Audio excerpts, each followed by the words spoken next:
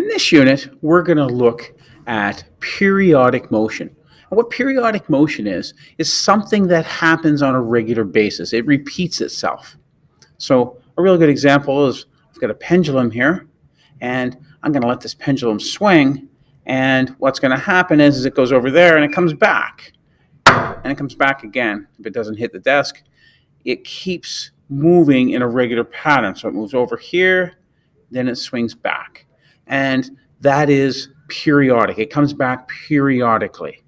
Very similar to the periodic table over behind my shoulder. Periodic table, certain patterns happen periodically with the elements, and that's where that comes from. So periodic refers to things that happen on a regular basis. Okay, so when it goes from here over and back, and it gets to the same place, that is referred to as one cycle. That is one repetition over, back, and you're back to the same starting place. Pendulums are very good. We don't have much loss of energy from the friction in the rope and so on. We don't lose much energy with these, so they're really good for calculating these things. And what we need to now look at as well is not only the period, but we need to look at the frequency and the period and the frequency and how those interact to the cycles. So before I move too far, let's talk about our springs again, because the springs also give us periodic motion. So if I have a spring and I release it, it's going to move up and down. Now, this one, we've seen a transference of energy a little bit side to side, and we've lost some of our energy. So the conservation of energy is not as good in the spring as it is in the pendulum. But we can see that this does oscillate up and down. So once again, if the up position is where I wish to think as my starting point, then one cycle, it would be down and then back up as a cycle. Down, back up as a cycle. And it doesn't matter if I start in the down or the up, or maybe even in the rest position. With the pendulum, the rest position was very similar. It's, I had here, I had there, but the middle is the rest position in a pendulum. So there we go. So I have a periodic motion from my spring with this mass. So let's start by beginning and looking at some of the things that we can measure with my pendulum or my oscillating spring. First of all, N is the number of cycles. It's the number of cycles. So in other words, when the pendulum goes over and then it comes back, that's one cycle. T, known as the period, so that's important to know that is the period. And the period is the T is the time it took divided by the number of cycles. All right, delta T, well, that's just our change in time. And F is the frequency.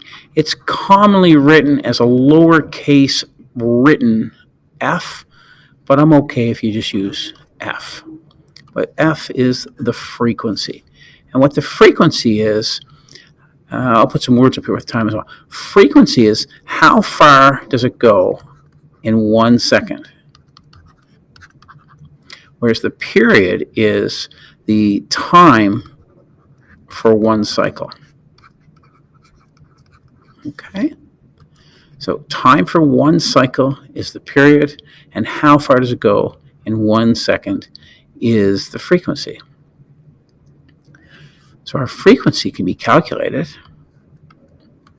two different ways. Well, it's basically the inverse of our period. So the frequency is the n divided by the change in time, or, and this is the most commonly used one, that the frequency is the inverse of the time.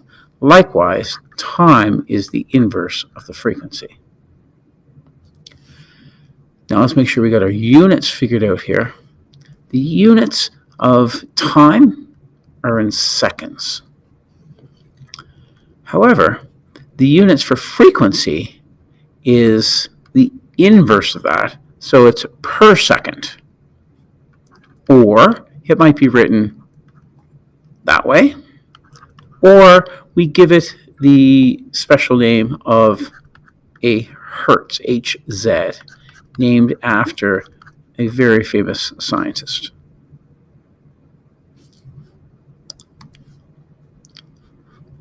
So the question I have here is, we have a pendulum that swings 10 times. So what this is saying that n is 10.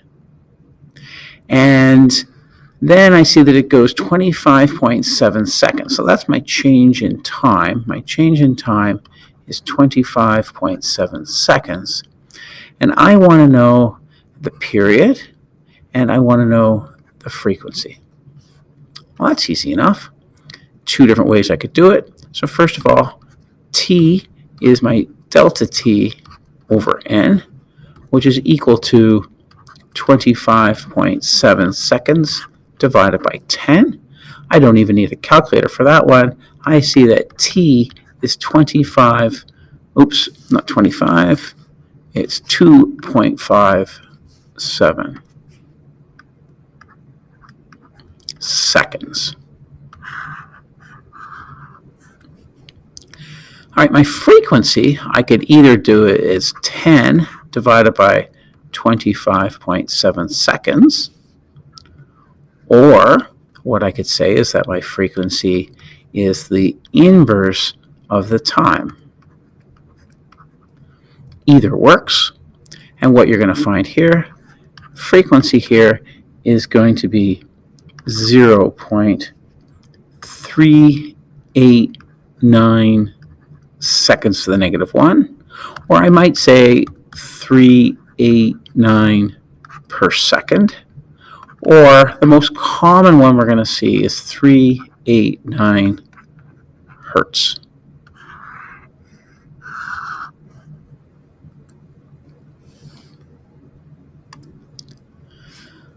Now we're going to talk about our pendulum just a little bit further. And what we discovered was that the influences of the pendulum, so once again, what was a pendulum? So I had this hanging and I pulled it off to the side.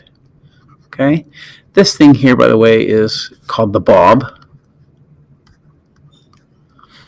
And if I have my center point of my pendulum, let's draw that here with a nice dotted line. Okay, so there's my center line there. That's my rest position.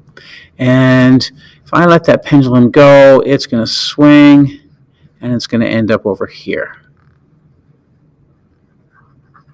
Okay? What we've learned is that, first of all, you got this angle here. We've got the length of the pendulum, and we have the mass. Now, if we go way over here, we have that free fall position. We don't want to go there. So we're going to say that the angle has to be less than 15 degrees.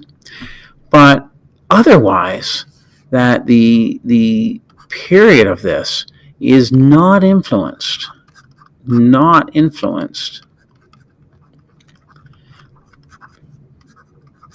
by the mass or the angle. Okay, it is only affected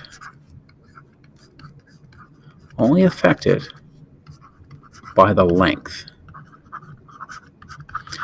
So, you know, when they used to have grandfather clocks, this great big clock that would stand in people's houses, and they would have a pendulum here that would swing,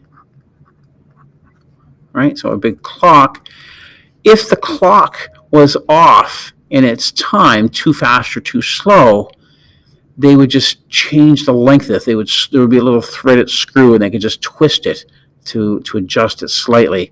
And you'd know which way to twist it to speed it up or slow it down so that your clock would keep accurate time. Okay. I'm not going to go through the algebra of how to derive this equation. It's not that hard to do, but we'll skip it for today. But the period t is equal to 2 times pi times the square root of the length divided by gravity. It's a good formula to know. Let's do a couple practice questions.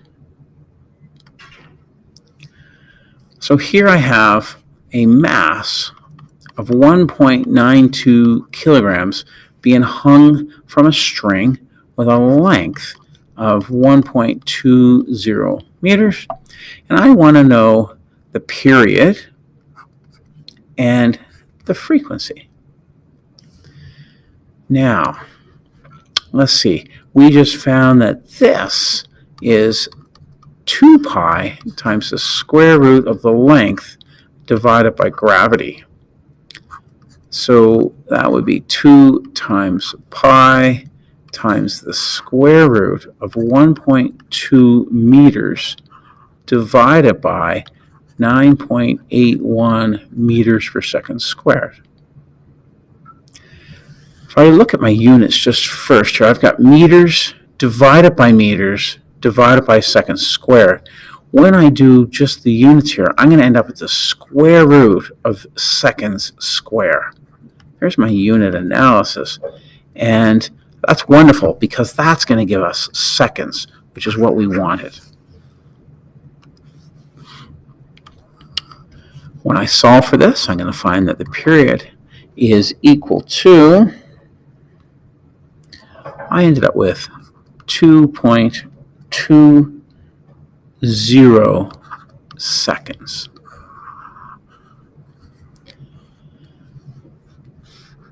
Now, what about this mass? This mass is thrown in just as a distraction. That does not influence the solving of the period for this pendulum.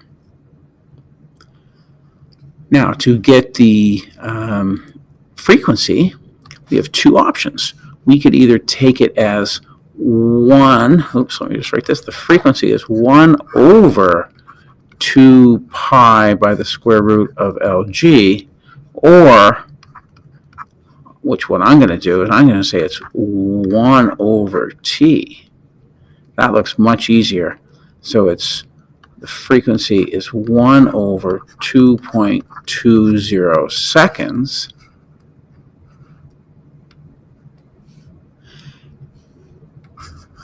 And that means that has a frequency of 0.455 hertz.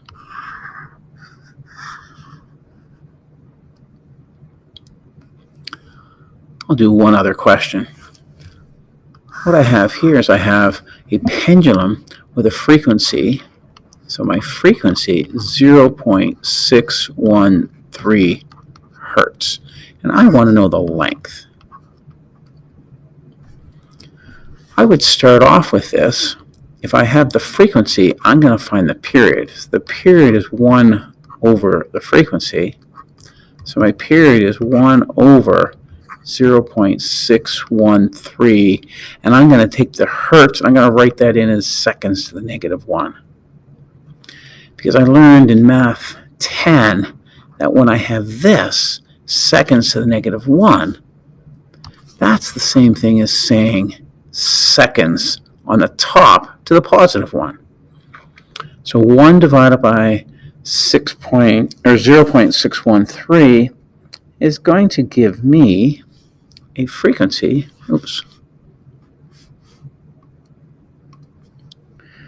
of 1.63 seconds. So that's not my final answer, but I need that to solve what I'm doing. Okay, so from there, what I have is I know that my frequency is 2 pi times the square root of L over G. Now, I prefer to do the algebra first. I know some of you are going to say, you know what, I just want to take this. So, you're going to do this. You're going to go, 1 1.63 seconds is 2 pi times L over 9.81. And you could solve that. But what I'm going to do is I'm going to do the algebra to start. Okay, so let's see. I'm going to take my period, divide that by 2 pi. That equals the root of L over G. So there's the algebra. I divided both sides by 2 pi. Then I'm going to get rid of the square root symbol. So if I take both sides of my equation and I square it, that will get rid of the square root symbol. Now what I can do is I can multiply both sides by G. So I'm going to get G times T squared over, I'm going to say 2 squared, that's 4 pi squared. And that will give me my length. All right, so that's not so bad. So my length here is G, 9.81 meters per second squared, multiplied by T, which here was 1.63 seconds squared, divided by 4 pi squared. Be careful with your BEDMAS order of operations.